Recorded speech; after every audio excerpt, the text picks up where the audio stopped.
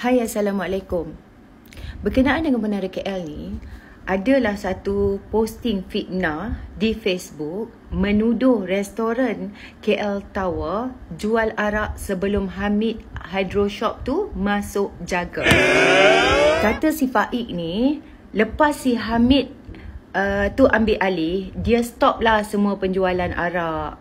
So nampak Hamid ni lah yang terpaling Islami lah, kan?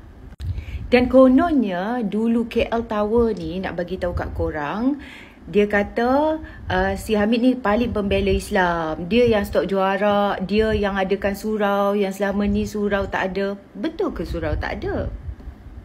Okey, kami pun nak pastikan sama ada benar atau tidak tuduhan si Faik ni. Kami pun check lah.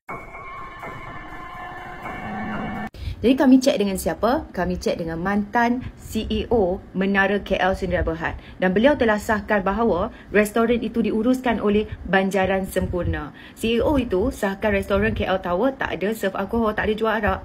Surau memang dah lama ada dah pun. Satu dekat ground floor, satu dekat third floor. So, anda nak percaya kepada si Faik ni ke, atau anda nak percaya kepada CEO yang jaga KL Tower berpuluh tahun tu?